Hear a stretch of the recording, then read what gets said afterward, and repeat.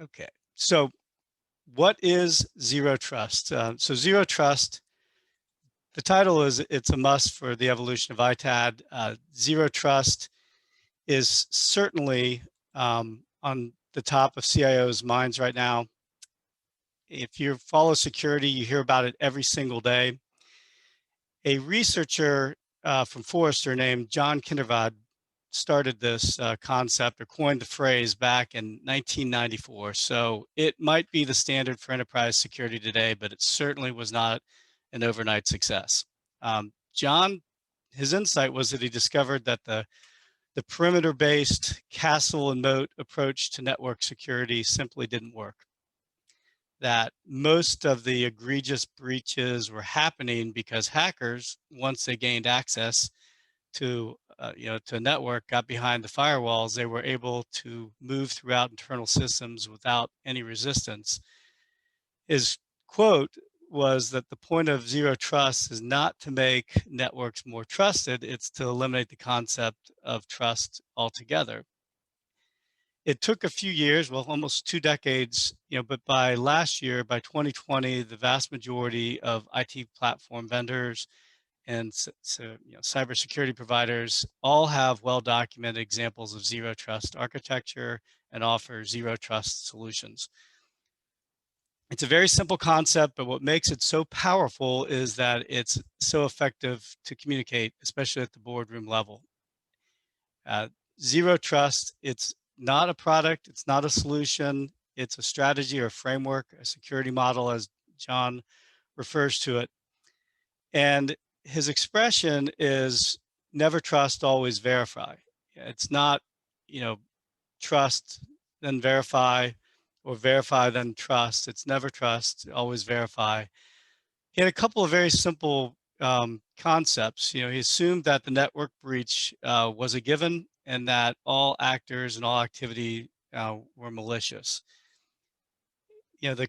Some of the principles, if you Google it and look at some of the takeaways, it's continuous, robust authentication. So you can thank if you've had to use multi-factor authentication to get onto a service, you thank zero trust mindset. It's also about network segmentation, so it's sort of the concept of least, privileged access. I was just at a baseball tournament for my son, and you can see it, has gone into the physical world as well. In the hotel, you first check in, then you scan to get into the elevator, then you scan to get to your floor, and then you scan again to get into your room. So it's not once you're across the moat into the castle, you have free reign to go everywhere. So now that we've seen a little bit about what zero trust security framework means for cybersecurity, what we're here for is to talk about how it relates in the context of ITAD. So what is zero trust for ITAD?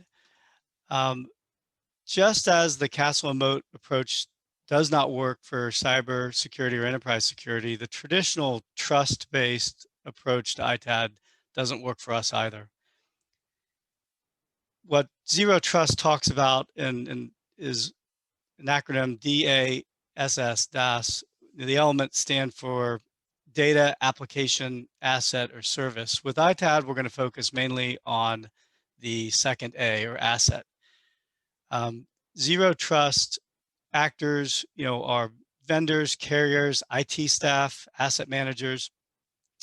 What zero trust is for ITAD, zero trust is not about making networks more trusted. It's about eliminating the concept of trust. With ITAD, it's not about making ITAD vendors more trusted. It's again about eliminating the concept or the need for trust. With zero trust cybersecurity, it's about permission. With ITAD, it's about possession. Chain of custody is fundamental, and it's very important to understand that chain of custody is not something that a vendor can offer. It's a process, and I can share some articles after this in the notes, but what is chain of custody and how is it established? Zero trust talks a lot about segmentation of networks. With ITAD, it's about separation of duties or segregation of duties, a very important concept.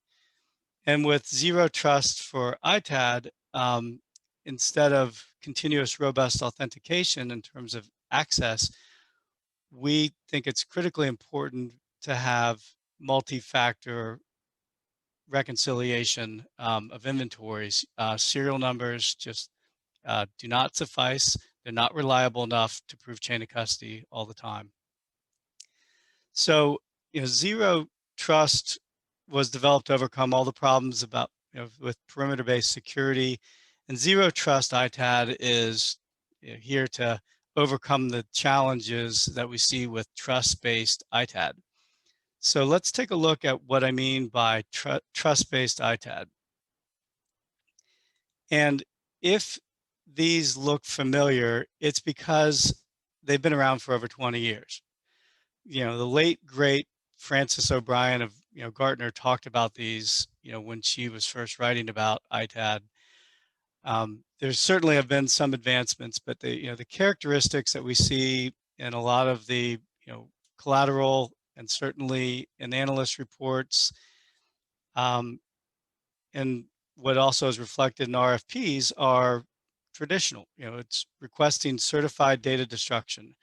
It's using certified electronics recycling. It's secure transportation of the equipment and turnkey logistics. And certainly in the last couple of years, we've seen a lot about chain of custody and people offering unbroken chain of custody or robust chain of custody reporting. The challenges that we see every day are incomplete, inaccurate inventories. There are inherent conflicts of interest throughout the process. There's oftentimes, poor process discipline inside of an enterprise where they might be dealing with it one way in one business unit and a different way in another, or in one country versus another country, or at the home office versus, sales offices or remote locations. And certainly work from home has impacted this. What we're going to look at soon is one of the reasons it's ineffective, and the whole goal of IT asset disposition, having a mature process, is to have defensible disposition. It's to prevent problems from happening and to protect an organization if there is a problem. And what we've seen is, to call it dubious indemnification is actually an understatement. I can't think of a single time where a vendor has raised their hand and said, "Oh, that breach was my fault," and takes the hit for it. And this is certainly not about criticizing vendors. It's just the nature of trust-based ITAD. We're not going to address these, but a couple of other other challenges are, fair market value, or what we refer to as unfair market value, and the vanity metrics, that are always reported when it comes to trust-based ITAD. But yes, certainly there have been some great advancements. Nobody's more excited about the environmental standards. They didn't exist when I started. You would be foolish, not to take a page from that. The erasure technologies, are fantastic now. On-site services are prevalent, but these elements have not kept pace. It's they're insufficient against the modern threat actors. Breach, and as we'll look at ransomware attacks as well. So let's look at a few examples of what I'm talking about with trust-based ITAD.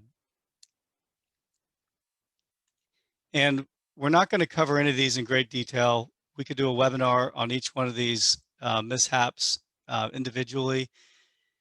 And notice that these are all pertaining, to data breaches. Morgan Stanley last year disclosed, well, there's a pair of breaches, but one of them in particular, quote unquote, a small number of servers that were sent to a vendor were later discovered to have been missing. Ernst & Young had a situation where a buyer, actually a computer dealer, discovered data and tried to blackmail them.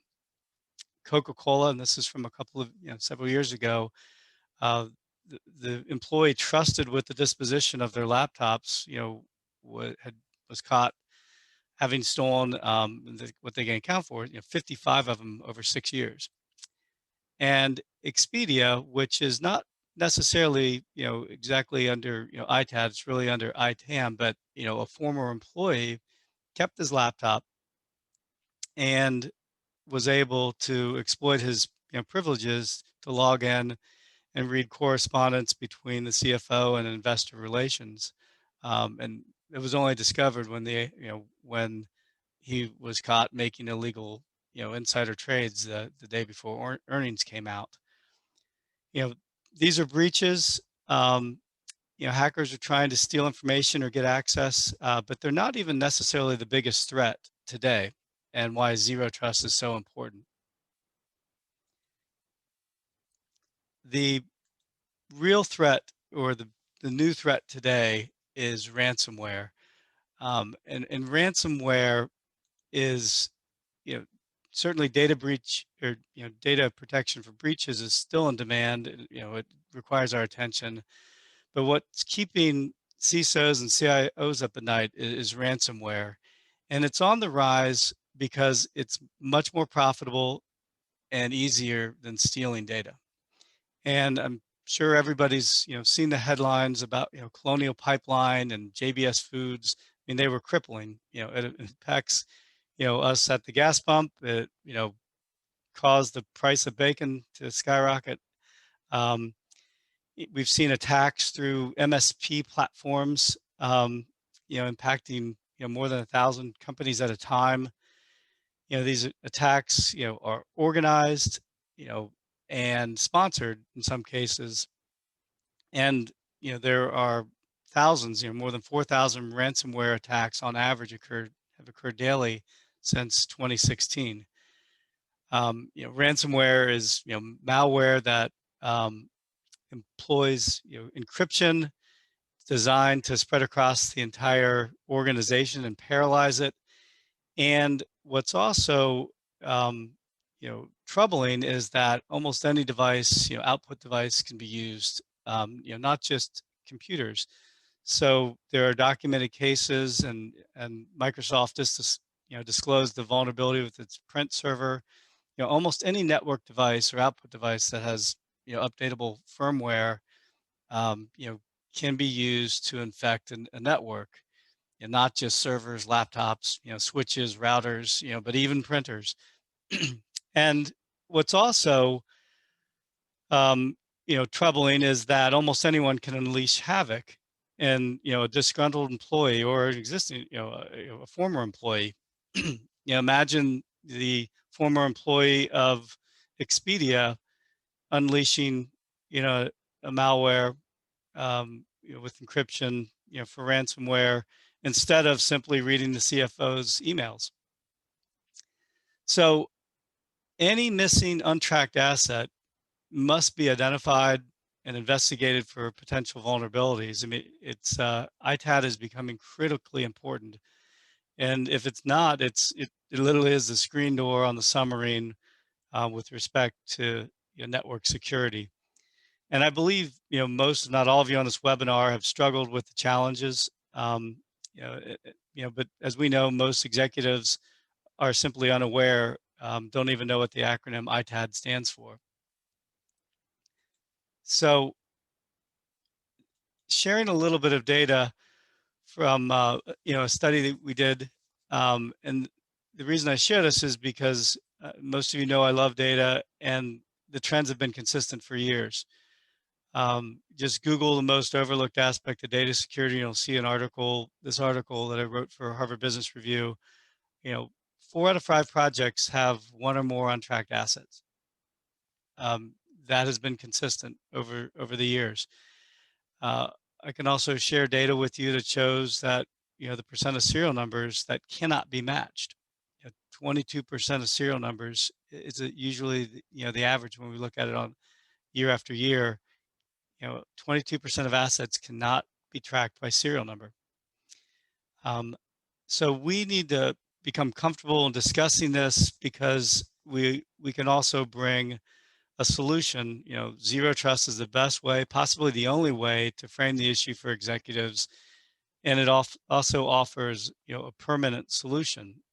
So as we share this information and share the risks, we should also be looking at the questions that need to be answered. So here are some basic questions that we should be asking, ourselves and other stakeholders. You know, when and how would we know if a trusted employee were to steal an asset prior to a pickup? Laptops have legs. Most employees are not going to steal something off a desk or rip it out of a rack when it's in use. They're going to take it out of a closet. Um, when and how would we know if a truck driver were to steal an asset when it's in transit to your trusted vendor? And we know assets don't fall off trucks. A driver's not going to risk their livelihood to take a laptop, for a graduation present for her daughter. Assets, fall off a truck. They actually get taken out of terminals, and when they're in cross dock. I was in a logistics, touring a logistics facility, and they actually showed me their lost and found cage. Shocking. These are assets that fell off one pallet when they were consolidating them, and they have a whole stack of them and locked in a cage in case somebody asks for it back. Exactly how and when would you know if a trusted vendor fails to notify you of a loss, um, or if they were to report inaccurate serial numbers? And going back to the situation with the Morgan Stanley, one of the Morgan Stanley breaches, who knew when what? Um, that's a this breach happened 4 years ago, and it was just disclosed last year. So, and lastly, and I recognize that I'm an IT asset manager. I'm a certified hardware asset manager. Um, you know, how would you know if a trusted asset manager falsely retires a missing asset rather than raise a red flag? There's an expression that a little inaccuracy saves a lot of explanation. Um, but it's our opportunity and actually our obligation, to raise the red flag. So Zero Trust provides a model, a framework for addressing these. And what we're going to look at now is some key implementation steps. And note this is not a comprehensive list. These are essential steps, but it's also sort of the highest value activities, kind of an 80-20 hack. And we can go into other areas offline or on future calls if it's of interest, but we'll look at these four more closely. The godfather of Zero Trust, John Kindervag, has a 5-step model for implementation, starting with defining the protect surface. What do you need to protect? And it ends with creating a policy and a system to monitor and maintain on going forward.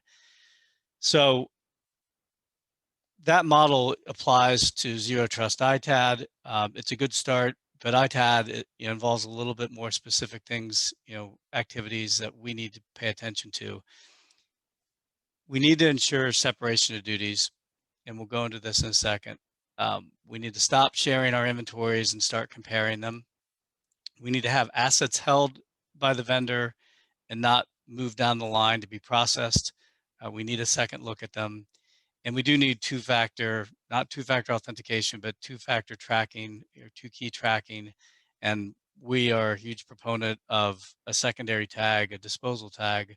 It doesn't matter if it's your tag, our tag, or somebody else's tag, but something besides a serial number that also can be used for tracking. So looking at the first one, separation of duties. It is critically important to recognize that IT asset managers are not magicians, and that ITAD is a team sport. Um, what happens in ITAD should not stay in ITAD. It needs to be shared. When we look at the data, not every single missing asset is a security incident, but every incident, or an incident that's going to rise to the level of breach, but all of them should be considered an incident. Um, I when I speak at conferences and I ask a question, how many of you struggle with missing assets, retired assets? Usually no hands go up, and I sometimes feel like the only guilty man in Shawshank. Um, we need to be, you know, sharing this information in a systematic way. Incidents need to be detected first, and then we need to, plan to resolve them. We also need to get incentives aligned properly, because it is critically important, to understand. For example, my CPA's job is not to have my company show a profit. They can't control my revenue. They can't control my expenses. That's my job. Their job is to make sure that the accounting is done properly. Um, Asset managers must realize that, they can't be all places at all times, and they can't take it upon themselves to solve all the problems. Um, so it boils down to drawing the line, in terms of roles and responsibilities, and have a separation of duties. So with respect to Zero Trust ITAD, it's imperative that the teacher not give the answers the student and ask them to grade their own tests. We need to stop sharing inventory and start comparing the inventories. Oftentimes companies call something retired, they allocate it, and they close the books on it in the repository. We should never allocate and assume. We need to have a positive confirmation that the asset's been received, and it needs to be done without a conflict of interest. So never share your inventory with a downstream vendor. And if you're a downstream vendor, you should ignore that inventory. You shouldn't. It's not your job to compare it. Um, there's actually a disincentive, to you getting it and reviewing it. If you are sharing inventory, you need to immediately start conducting manned overboard drills. We do this periodically, and sometimes accidentally, if an inventory travels with the equipment. You know, we need to, what I mean by a man overboard drill is having a fake asset, a dummy asset that doesn't exist on that manifest. And unfortunately, typically when we have a man overboard drill, an inventory is shared, we will see it reported as being received. And that means, the processors have seen the list and they've logged that asset as being received when it really didn't exist. So as asset managers, our job is to reconcile our inventory versus, the next party's inventory. And we need to have an agreed upon, robust, reliable reconciliation process. And what I mean by reliable is that whether I do it or somebody else does it, we get the identical results. So the next step is, it's imperative that assets, when they're received, that they're reported and they're also held. This can be, a temporary hold for a day, but we see that over 90% of inventories that come from vendors have issues, and these are innocent, I should say honest issues. There are duplicate serial numbers, there are missing serial numbers, there are incomplete, inaccurate, descriptions. We often see assets getting commingled, and it's easy to understand if you've been inside the four walls of a facility that's receiving lots of equipment, how easy this could happen. So, and it goes both ways. Your assets can end up on somebody else's reports, and other companies' assets can end up on your reports. And if you watch what happens and study it, it's just so difficult to reliably scan serial numbers, Oftentimes they're on back panels next to many other barcodes. Sometimes they don't exist, and there are cases where the same serial number is on multiple devices. Um, so the good news is that if you reconcile quickly and get back to your vendor, 99% of the issues can be resolved and corrected if there's a second look. So these assets aren't, they're not really missing. They just need to be re-identified. And I want everybody to think about the next time they're in the grocery store, how often, the cashier has to rescan something or turn it the other way or stop, look at it and key it in manually. When assets are received, oftentimes employees are paid for speed, not accuracy, and there's no quality control. In fact, there's actually a disincentive for them to slow down and correct problems because and since the pandemic we've seen in backlogs increasing. So it is imperative that they speed up the process, and quality suffers. So have assets held for a business day so everything can be confirmed. And then lastly, having a multi-factor process, we call it two key tracking. We advocate disposal tags because if there were to be a silver bullet, it would be disposal tags. Disposal tags have so many benefits, and disposal tags are new tags that are applied at the beginning of the disposition process. They identify the equipment. They help enforce the pre-disposal activity, the policies around disposition. They help establish chain of custody for a variety of reasons. One, if a serial number wasn't able to be captured or incorrectly captured, barcodes don't lie. They deter employee theft because they're visible indicators, not on the back panel, but conspicuously labeled like a moving tag on the equipment.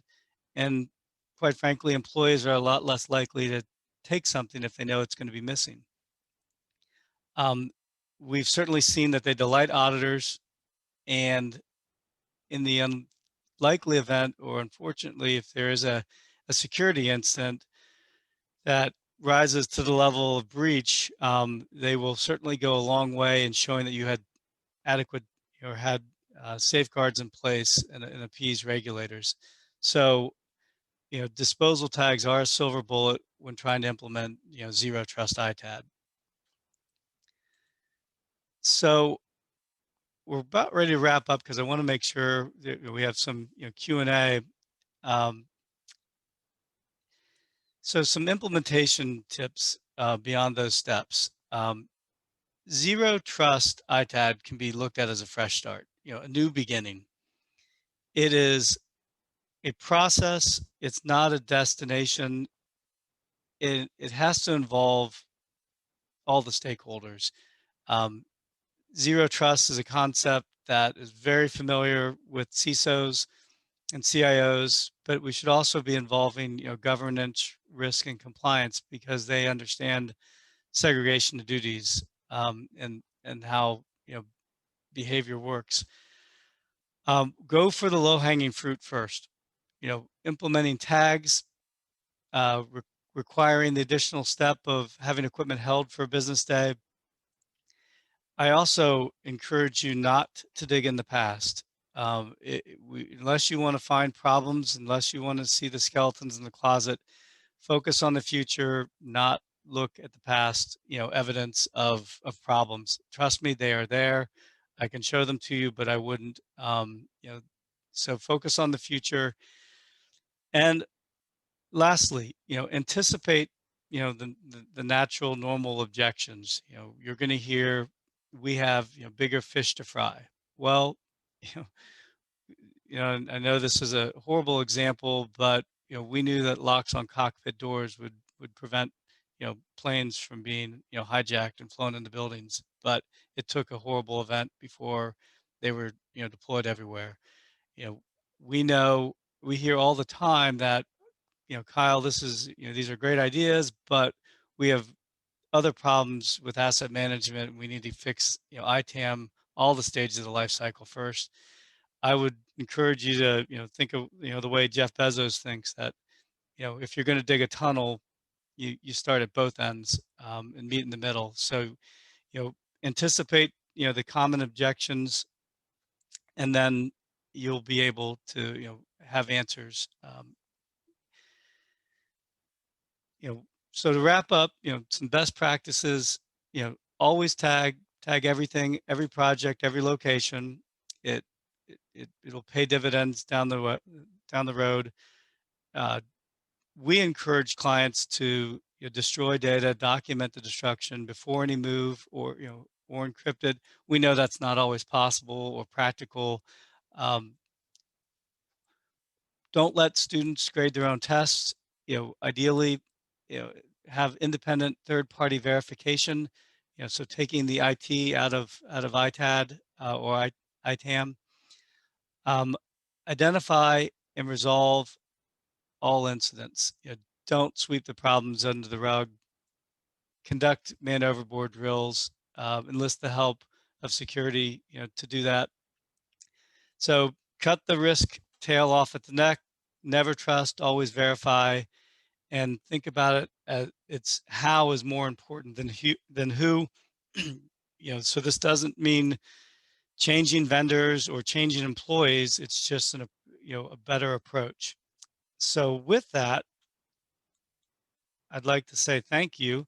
Um, Save the last 10 minutes, to answer questions, if any. Um,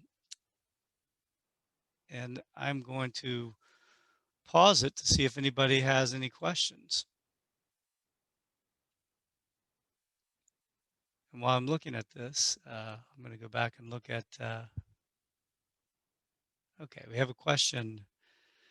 How do you get vendors to hold assets when it takes up to 60 days to get their settlement reports? Great question. There's a fundamental difference between a settlement report and a receiving report. A receiving report is simply identifying the assets. It doesn't necessarily involve all the processing, where you're getting the, all the identifiers or the configuration or processing the assets and assessing the value. The receiving report, oftentimes it's a piece count, but that's not adequate. They should be able to receive, they should be able to scan them in.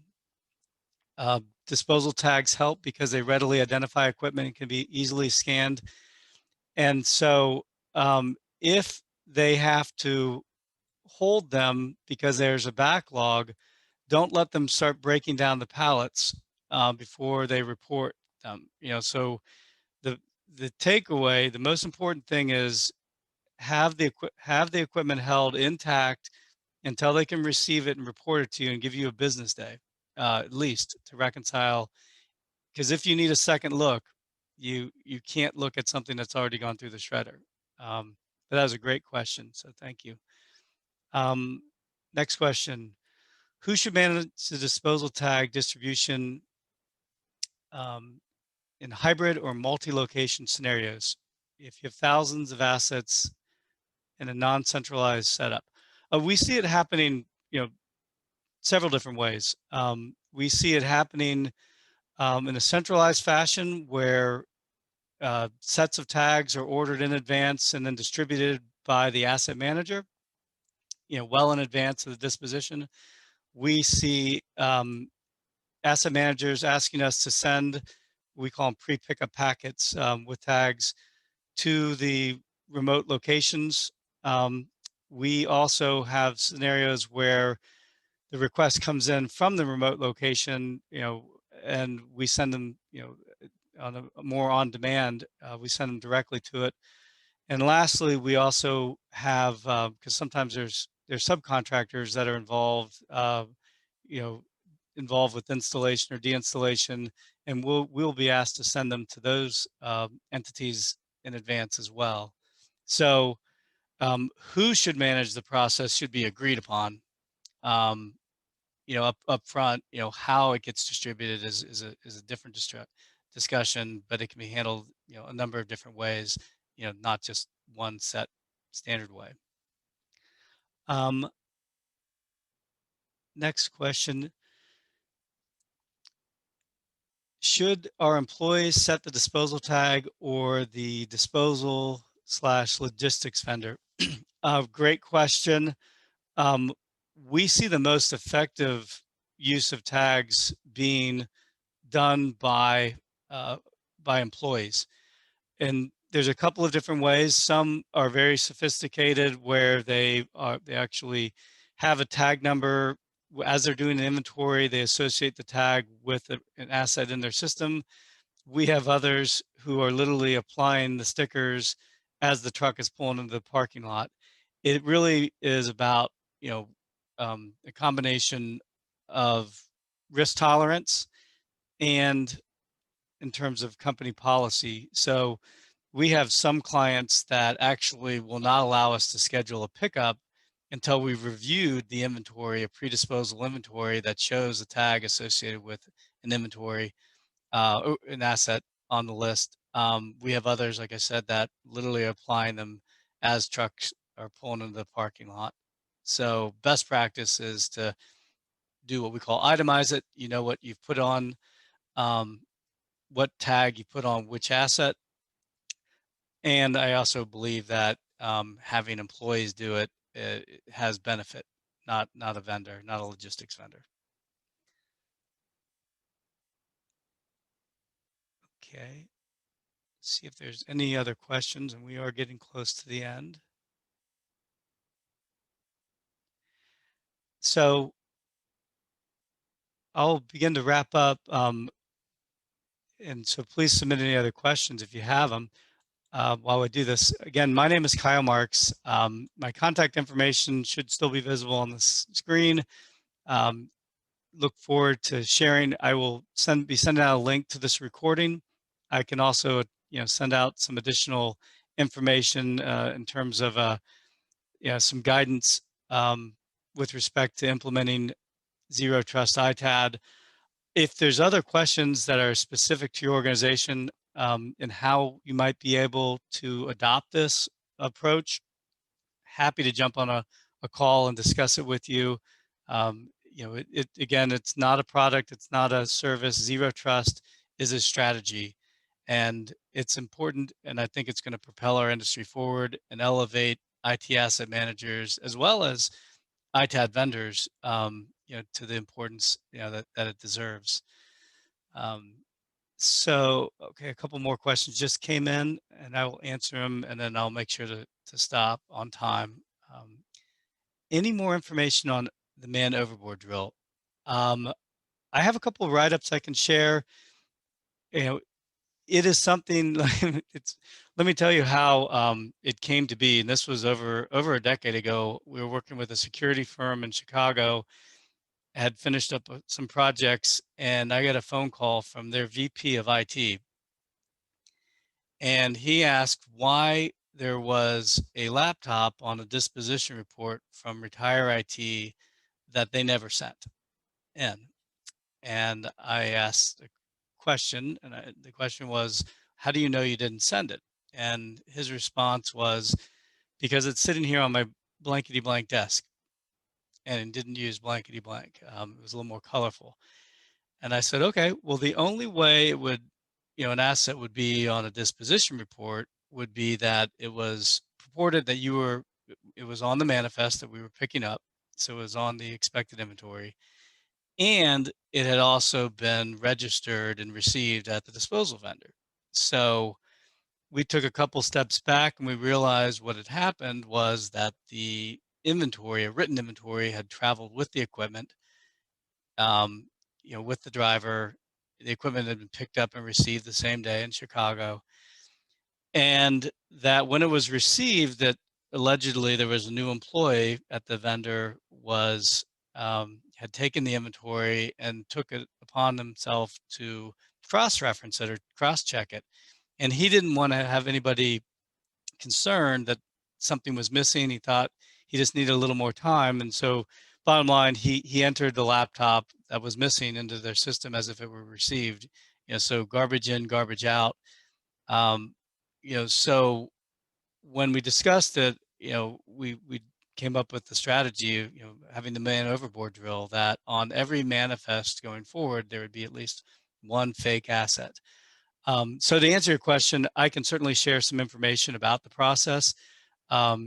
It is, when you describe the process to auditors, they have oftentimes have never even thought about it, but it's a very good test, and we've never had a vendor, you know, even necessarily know about the test as it goes on, because again, if you don't share the inventory, there's no incentive for them to cross-check it or cross-reference it.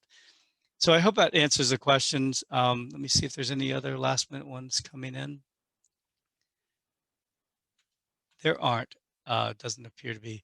But please email me, call me, connect with me on LinkedIn if we're not already connected. Thank you for your time, and enjoy the rest of your day.